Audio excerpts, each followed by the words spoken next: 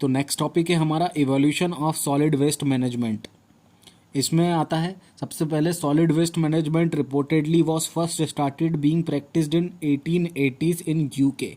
United Kingdom में सबसे पहले ये स्टार्ट किया हुआ था सॉलिड वेस्ट मैनेजमेंट का काम। उसके बाद early methods were dumping on land. सबसे पहले क्या होता था, dumping on land, dumping in water, मतलब ज़मीन पे डंप कर देते थे कचरा, या फिर पानी में डंप कर देते थे, या सॉइल मिट्टी में मिला देते थे, प्लोइंग इनटू सॉइल, या फीडिंग टू हॉग्स, मतलब कि जो पिग्स सुअर वगैरह रहते थे उनको खिला देते थे। और उसके बाद फिर एक आया था इंसनरेशन, मतलब जला देते थे उसमें, और डिफरेंट अलग अलग तरीके के वेस्ट को अलग अलग तरीके से ट्रीट करते थे।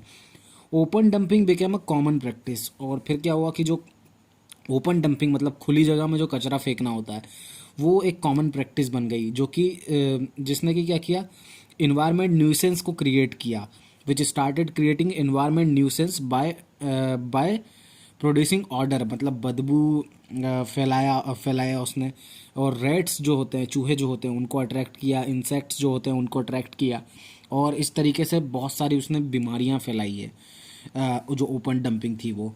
तो open dumping led the way for disease free sanitary landfill. और फिर उसके कारण जो सैनिटरी लैंडफिल जो मतलब था, उसके कारण बहुत सारी डिसीजेस हुई।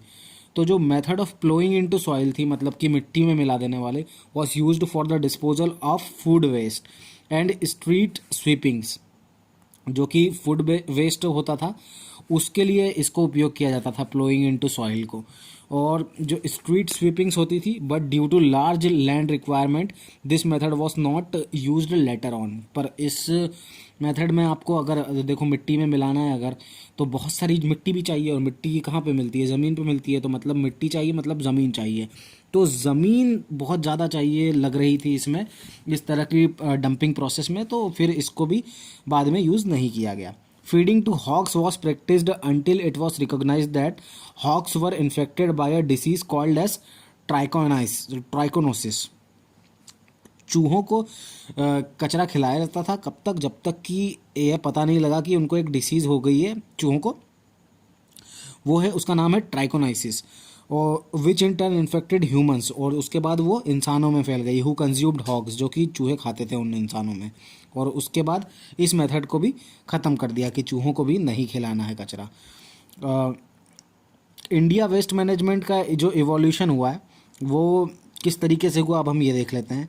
तो India has been a late runner in the race of solid waste management. अगर सही मायनों में देखा जाए तो हम बहुत लेट हो गए हैं सॉलिड वेस्ट मैनेजमेंट को स्टार्ट करने में।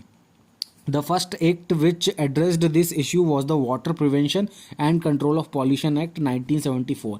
तो ये एक इंपॉर्टेंट पॉइंट आगे जो ऑब्जेक्टिव में पूछा जा सकता है कि 1974 में prevention and water control of pollution का जो एक्ट था वो आया था। उसके बाद after water prevention and control of pollution act, cess act came in 1977। तो जो सेस एक्ट था वो 1977 में आया था, एक तरीके का टैक्स था ये। उसके बाद जो दूसरे एक्ट्स और रूल्स जो आए वो क्या क्या आए थे वो इस लिस्ट में हम देखेंगे। तो सबसे पहले आया था इन्वायरमेंटल प्रोटेक्शन एक्ट जो 1986 में आया था। इको मार्क स्कीम जो कि 1991 में आई थी। 74th कॉन्स्टिट्यूशनल अमेंडमेंट जो कि 1992 में आया था। Policy statement for abatement of pollution जो कि 1992 में आया था। National conservation strategy and policy statement of environment and development ये 1992 में आया था। नेशनल एनवायरनमेंट ट्रिब्यूनल एक्ट ये 1995 में आया था। नेशनल एनवायरमेंटल एपिलेटी अथॉरिटी एक्ट ये आया था 1997 में। और नेशनल एनवायरनमेंट पॉलिसी आई थी 2006 में। और नेशनल अर्बन सैनिटेशन पॉलिसी आई थी 2008 में।